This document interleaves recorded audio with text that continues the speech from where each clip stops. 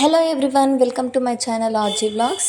Part 2 video అయితే చూసేశారు కదండి. పార్ట్ 3 వీడియో మేమైతే మా చిన్న బాబాయ్ ఫంక్షన్ అనేది డాబా దగ్గర చేస్తున్నాడు. సో మేమైతే అక్కడికి వచ్చేసాము.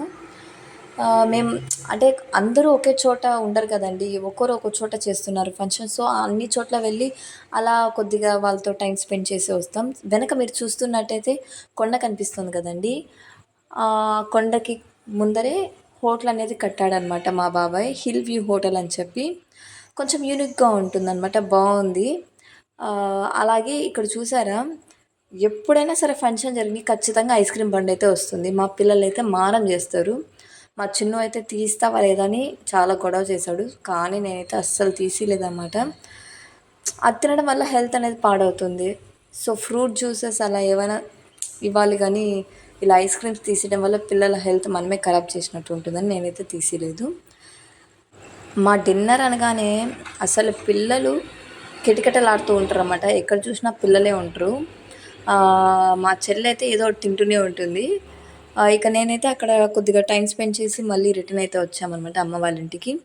మేము వచ్చేసరికి మా చిన్నమేన మామ వాళ్ళ పిల్లలు, వాళ్ళ వైఫ్ అందరూ వచ్చేసారు. మా అమ్మ వాళ్ళ అన్నయ్య కూడా అటు సైడ్ కూర్చున్నాడు చూడండి, అతనే అన్నమాట. తనకు మా అమ్మ అంటే చాలా ఇష్టం. ఎప్పుడు చెల్లాయి చెల్లాయి అని చెప్పి బాగా మాట్లాడిస్తాడు. ఫంక్షన్ అనగా ఖచ్చితంగా అతనైతే ఖచ్చితంగా వస్తారనమాట.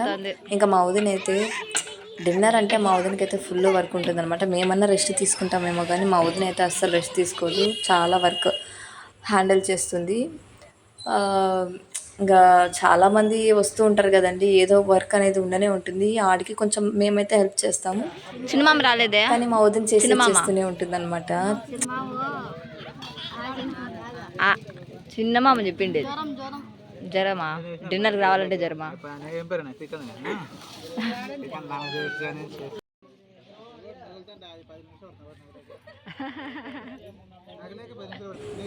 ఈ తమిళ్ కుట్టి చూసారా ఎంత క్యూట్గా ఉందో ఆ పిల్ల అయితే. బొట్లు ఎక్కడి నుంచి పెట్టారు, ఎక్కడ పెట్టారు ఇది, ఏ గుడి?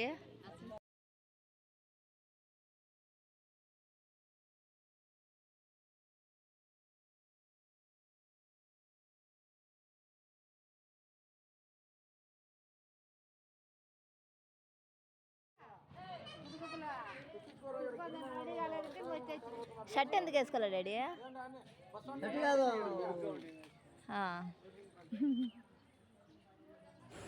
Thanks for watching. Please like, share and subscribe.